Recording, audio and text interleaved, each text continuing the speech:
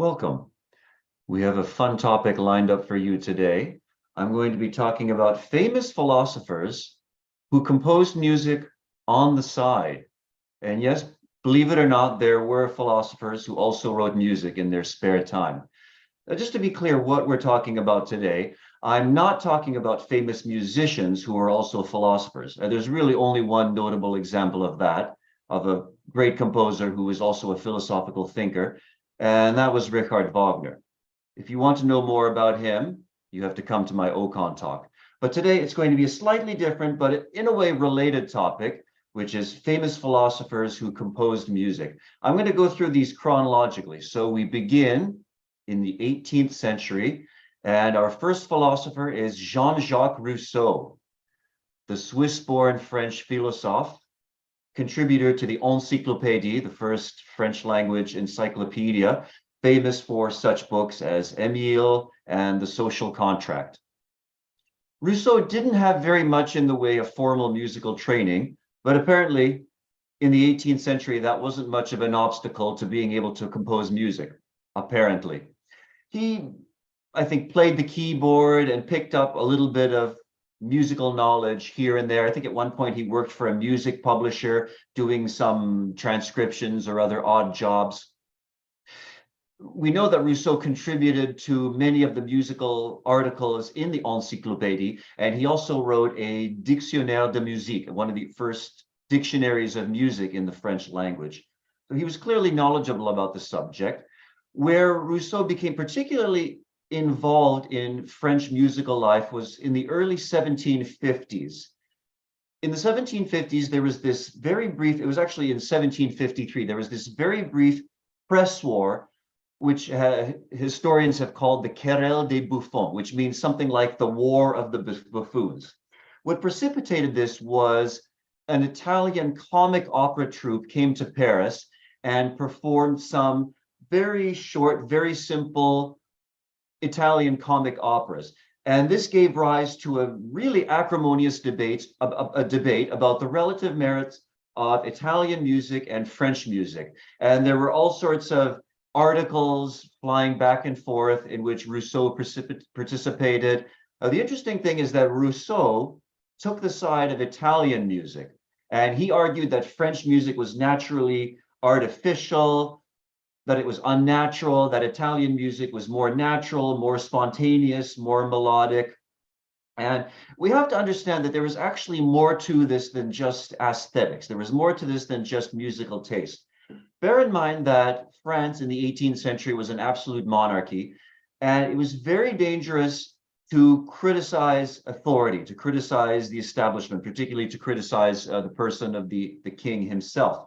And one way that thinkers and social philosophers got around this was by criticizing particular institutions. So, for example, criticizing the opera, criticizing the French opera was an indirect way of criticizing the institution and sort of indirectly attacking the monarchy and the status quo.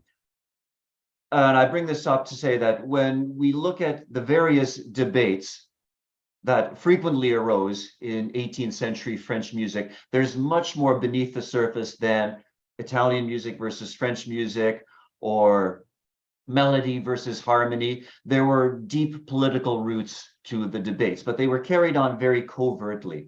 So Rousseau participated in the War of the Buffoons, taking the Italian side. And one of his most interesting contributions from this period was not just the various articles, polemical articles that he wrote during this period, but in 1752, Rousseau actually wrote a little opera for which he wrote both the words and the music. And of course, because he was a Frenchman, he had to write the words in French. He wrote his own text, his own libretto, but he was deliberately trying to write it in what he took to be the style of an Italian comic opera. Very simple melodies, very natural declamation, everything very much simplified without the artificiality, as he saw it, of contemporary French music and contemporary French opera. So this little comic opera by Rousseau is entitled Le Devin du Village, which means the village soothsayer. And the story is as follows. It's about a young woman and a young man. Her name is Colette and his name is Colin. And at the beginning of the opera, Colette is distraught because she believes that Colin has abandoned her, that he's fallen in love with some highborn lady and is no longer interested in her. So Colette consults, guess whom? The village soothsayer, who tells her, immortal advice here, if you want to win back Colin's affections, you have to pretend not to be interested in him.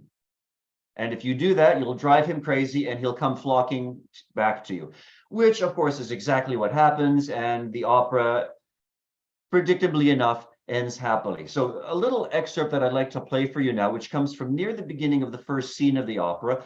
This is Colette's aria, where she's expressing her despair at having been abandoned by her sweetheart Colin.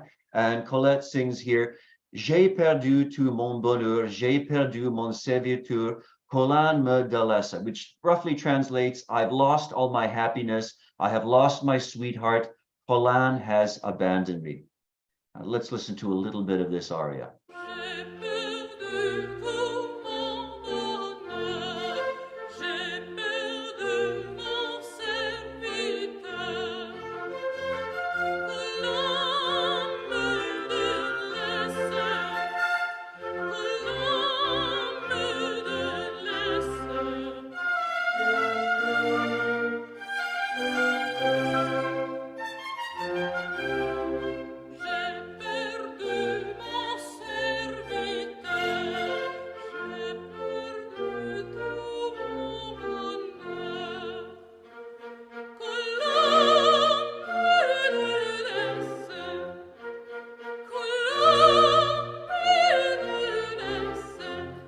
Not bad for a philosopher with very little formal training in music. Actually, this example pinpoints an interesting difference between the 18th century and today. In Rousseau's day, it was expected that any educated citizen, anyone with any kind of intellectual or cultural aspirations, would have some knowledge of music. They would be able to at least sing, play an instrument, or read music. That was absolutely essential for any member of the monarchy or aristocracy, or indeed even for the middle classes.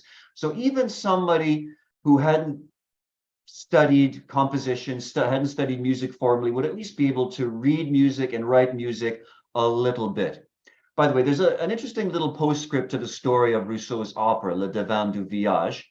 So about a decade and a half later, so in 1769, the 13-year-old Wolfgang Amadeus Mozart composed his first German comic opera entitled Bastien und Bastienne, which actually tells the exact same story as Rousseau's opera, but it's a kind of, you could say it's a bit of a parody or a takeoff on Rousseau's earlier opera. And the interesting thing about Mozart's opera, Bastien and Bastienne, is that it premiered in Vienna in 1769 in the garden of Dr. Anton Mesmer, the famous hypnotist, the famous inventor of mesmerism. So that's, move on now to the 19th century and to Friedrich Nietzsche, born in 1844, died in 1900. Now, when musicians talk about Nietzsche, the obvious connection here is his decade-long relationship, his decade-long friendship with Richard Wagner. Nietzsche was about 31 years younger than Wagner. When they first met, which was in 1868, Nietzsche was a 24-year-old professor of philology in Basel, Switzerland. Wagner by then was a world-famous composer who was hobnobbing with heads of state. King Ludwig of Bavaria was his official patron. So he was very much at the top of his career. And of course, what first brought Nietzsche and Wagner together was their common enthusiasm for Schopenhauer, whom Wagner had discovered in 1854. And by then, Nietzsche was reading widely in philosophy, including Schopenhauer. And at that time, he was very enthusiastic about that philosophy.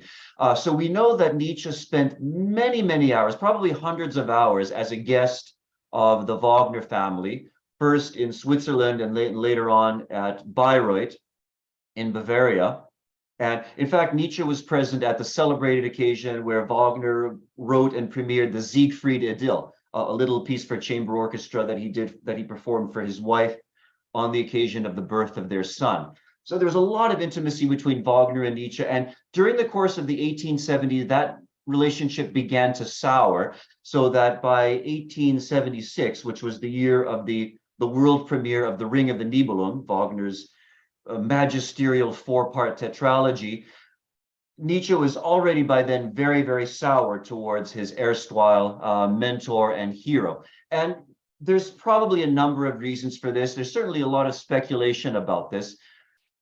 Certainly, the cooling of the relationship, or the cooling of Nietzsche's ardor for Wagner as a person, as a friend, closely coincided with his gradually turning away from the philosophy of Schopenhauer. And Nietzsche gradually began to reject a lot of the altruistic and pessimistic elements of Schopenhauer's philosophy, in preference to his own ideas about the will to power, his own ideas about the ego.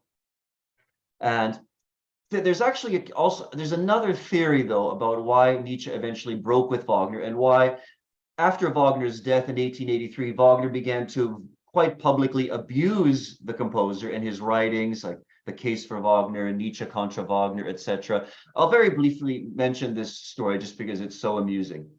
Sometime in the early 1870s, so when Nietzsche and Wagner were still friends, Nietzsche consulted a physician in Switzerland, I believe, over his eyesight. He was beginning to lose his vision. And I don't know the details, but apparently this physician, in an egregious breach of confidentiality, somehow got in touch with Wagner. He must have known that Wagner was a friend and a kind of a father figure to Nietzsche, reached out to Wagner and told him the situation. And Wagner concluded for this, aha, Nietzsche has to get married.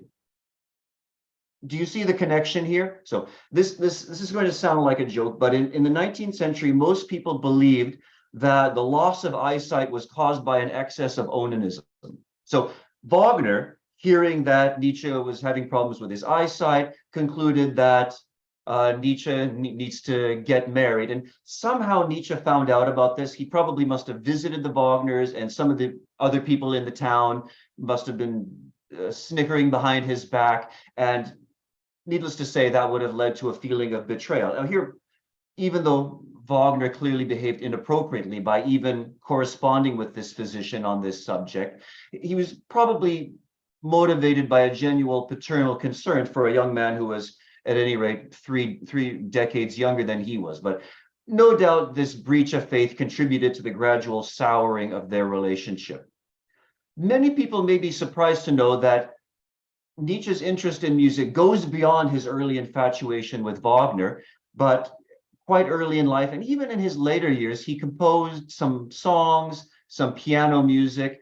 So we're going to listen now to a little excerpt of a piece by Nietzsche for chorus and orchestra entitled Hymn to Life.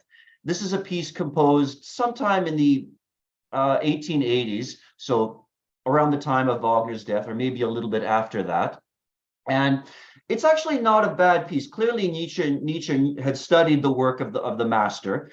He'd learned a little something from his mentor. So clearly, he knows how to write for a chorus, and he knows how to write for an orchestra. This is Friedrich Nietzsche's Hymn to Life of 1883.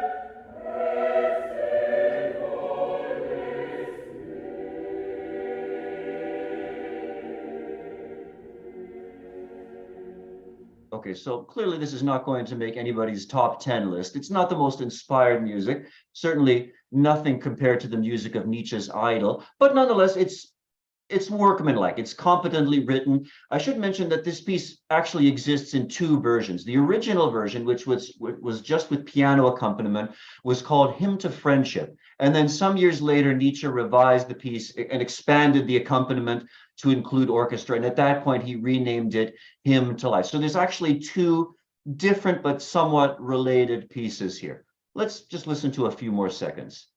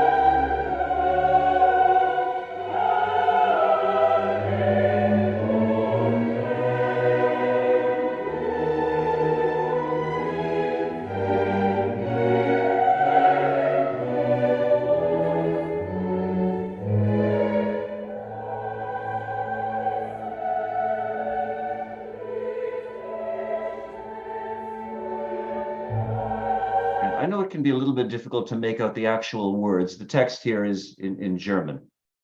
By the way, the story about Wagner's meddling in Nietzsche's medical affairs, that comes from a book by the British philosopher Brian McGee, also author of an important book on Schopenhauer. Brian McGee wrote a book called Wagner and Philosophy, in which he devotes a whole chapter to the relationship between the elder composer and the young philosopher, and that's where that particular story comes from. Again, I don't think that provides a full explanation of the souring of the friendship between the two men, but at least it provides probably a partial explanation, along with Nietzsche's gradual feelings of revulsion towards Schopenhauer over the course of the 1870s, as he developed his own ideas, his own way of thinking. Now we move on to the 20th century and to the philosopher Theodor Wiesengrund Adorno. So born in 1903, died in 1969. Adorno was a member of the Frankfurt School, along with Walter Benjamin, Max Horkheimer, and that other guy, Herbert Marcuse. And now, believe it or not, Adorno, who's best known for works like the Negative Dialectics and various works on sociology, he was a musical prodigy. He learned the piano at a very early age, and he really was a gifted pianist and musician.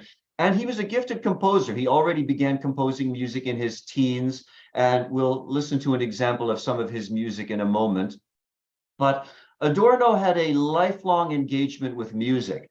He wrote widely on musical and sociological topics. In fact, I even gave a brief little talk on Adorno for Nikos's critical race theory course, in which we talked a little bit about the influence of the Frankfurt School on social and philosophical movements of the 20th century.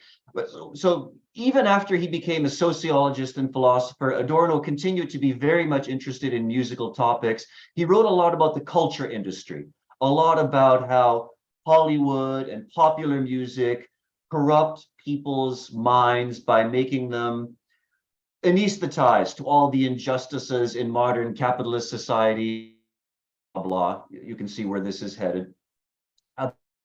He was very critical of jazz. He was critical of popular music. He was also critical of certain contemporary composers like Igor Stravinsky, whose neoclassicism Adorno completely rejected. He thought that contemporary music should break with the past, break with the 19th century and all the earlier centuries, and should forge its own identity. And if you look at Adorno's own music, one thing that comes through very clearly is a strong sense of malevolence. Now, in a way, I kind of think of Adorno as the Schopenhauer of the 20th century, because his writings are concerned with everything that's terrible in modern society. The Second World War, the atomic bomb, the Holocaust. He focuses on everything. I think he was the one who famously said that after Hiroshima, how can we possibly enjoy beauty? One of the other members of the Frankfurt School, but that's the general idea. After the atomic bomb, after the horrors of the Holocaust, how can we possibly enjoy art? How can we possibly celebrate beauty? That's a theme, that's an idea that comes up in a lot of the work of the Frankfurt School. And I think a lot of that doom and gloom comes from Adorno himself. Now, Adorno in the 1920s had been a pupil of Alban Berg, a notable Austrian composer in his own right. And Alban Berg had been a pupil of, dare I even mention this name, Arnold Schoenberg. I know there are some people in this audience who have a bias or a predisposition against Schoenberg's music, which is unfortunate. He actually wrote a lot of very good music, but that's a subject for another time. So Adorno was a pupil of Arnold Schoenberg. And so if you don't like Schoenberg's music and the music of that particular school, the so-called Second Viennese School, chances are you're probably not going to like Adorno's music, but then most of us probably don't like Adorno's philosophy. So in a way, there's a certain justice to this. Now, the piece that we're going to listen to was composed in the early 1930s, by which time Adorno had already settled in the United States. Of course, many of the members of the Frankfurt School left Europe during the rise of Nazism, the rise of the Third Reich. Many of them were Jewish, so they settled in America, the belly of the beast, as they themselves would have put it. The interesting thing about this piece is this is a piece, it's a song for voice and orchestra inspired by Mark Twain's Indian Joe. So the reference here is to a character in the novel Mark Twain. Although you probably won't know, you probably wouldn't guess that there was any connection with Mark Twain just on the basis of the music itself. So hold on, here's our first foray into 20th century modernist music. Theodor Adorno, a song from Mark Twain's Indian Joe.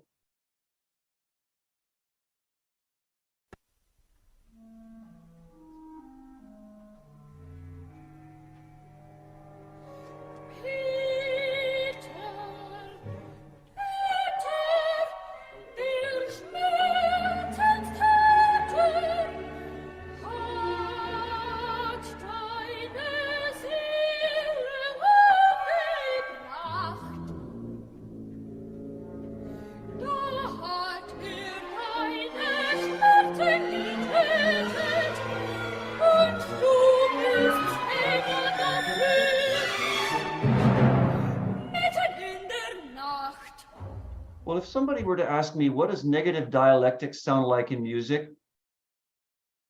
There you go. Actually, I have to say in Adorno's defense, if you accept the aesthetics of the Second Viennese School and of early 20th century music, he was actually a competent composer. He was actually an accomplished composer. I mean, otherwise, a celebrated figure like Alban Berg would not have agreed to accept him as a pupil. But of course, to many of us, this music is virtually unintelligible. I don't know what Mark Twain himself would have made of it. I'm sure he would have thought of something witty to say. Before we go on to our fourth and final composer, let me just briefly check in with our producer, Daniel. Do we have any super chats at this point? Yes, we have a couple of super chats. So first, thank you, Jonathan. He sent a super sticker. Also, thank you, Maria-Leen. Thank you, Christopher. And thank you, Maria-Leen. Again, she says, sounds like religious music. Presumably referring to the Nietzsche example there. I'm guessing, which that's something that actually struck me when I listened to the earlier example, the Nietzsche example, which was the hymn to life. I thought this sounds for a philosopher who was an atheist, the first really famous, really openly atheistic philosopher, right? God is dead, etc. This music sounds awfully like. Well, I wouldn't necessarily say it sounds like Bach, but it certainly sounds like Brahms's German Requiem or Beethoven's Missa Solemnis. It definitely has that sort of quality to it. And I find that interesting. Of course, there were other earlier philosophers who were probably atheist. I'm thinking specifically of people like Ludwig Feuerbach and Arthur Schopenhauer himself, but they didn't, even though they critiqued religion and Christianity more specifically, they never explicitly came out as atheists. To the best of my knowledge, Nietzsche was the first to do that. And of course, he proved to be hugely influential precisely for that reason. But very strange that a philosopher like Nietzsche would write a piece which on the surface sounds so churchy. Of course, nobody would make that claim about the Adorno piece we just listened to. Now, speaking of religious philosophers, now we come to my fourth and final philosopher, Roger Scruton, born in 1944, died in 2020, so quite recently. Roger Scruton was a conservative British philosopher and writer on aesthetics. And he wrote widely on all aspects of aesthetics, on literature. He wrote a lot on education, the role of the arts in education. He wrote no less than 3 books on Wagner, who I guess was one of his favorite composers. Of course, philosophers tend to be obsessed with Wagner. That's not at all surprising. So he wrote a book on Tristan and Isolde. He wrote a book on the Ring of the Nibelung, and then his 3rd book on Wagner, on Parsifal, was published posthumously just within the past couple of years. Now, Scruton was, I would say, one of the better contemporary philosophers. He was even though we may disagree with him on many, many things, he was certainly one of the few philosophers in recent decades who has come out as a critic of the woke, of a lot of the nonsense of political correctness and censorship. So he had a lot of good ideas. And then some of his ideas were not so good, as you would expect from someone who identified as a conservative. But nonetheless, he was a clear thinker. He wrote very clearly, even though he was a very good philosopher. He wrote a lot of books for a general audience, books that are readable and quite valuable and interesting.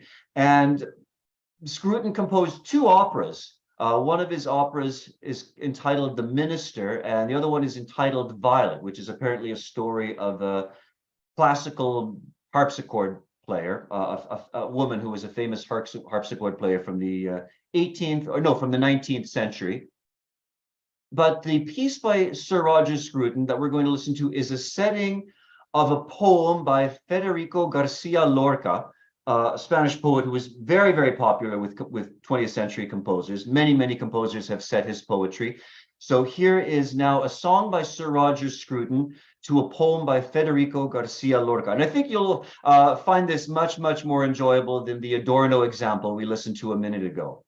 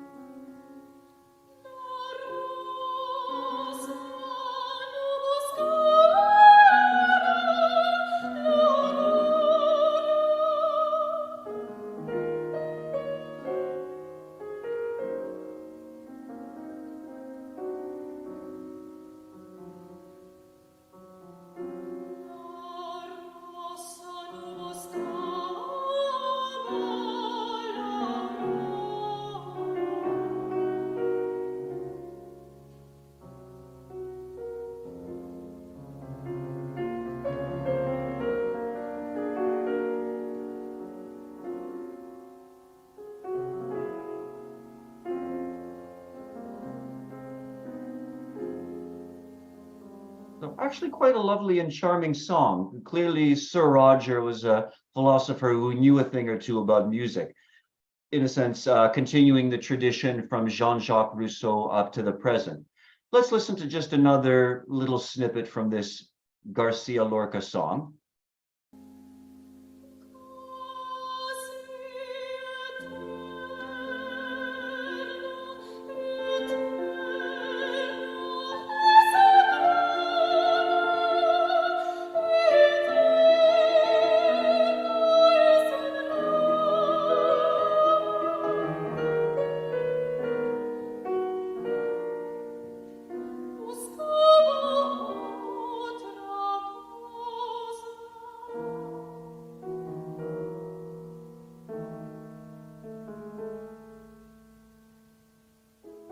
I wasn't able to find any clips from Roger Scruton's two operas, The Minister and Violet, but I did read and find out that apparently he wrote the words and the music for those operas, which of course puts Sir Roger squarely in the tradition of his mentor, Richard Wagner, who wrote the texts for all of his own operas as well. Well, I wanted to keep this episode short, light, and entertaining. So before we sign off, let me just briefly check in with Daniel one more time. Any final super chats or comments from our audience? Yes, we have a super chat from Mary Ellen. Thank you so much. She says, Scruton and Douglas Murray were good friends, I believe. Scruton believed beauty was important.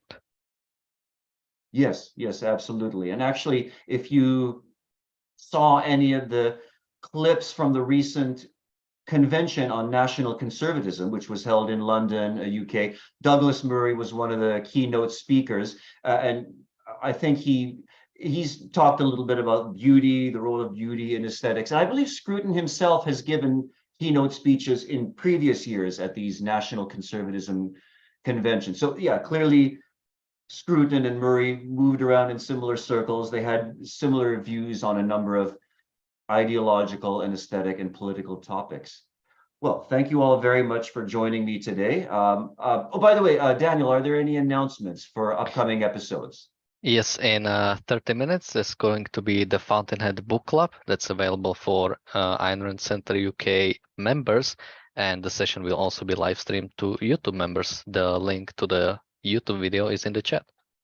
Okay, thank you, Daniel. And I believe tomorrow is going to be a solo Nikos episode, so that's certainly something I'm looking forward to. I always love any topics that he discusses. So thank you again very much for joining me. I wish you all the best of premises and happy listening. See you next time.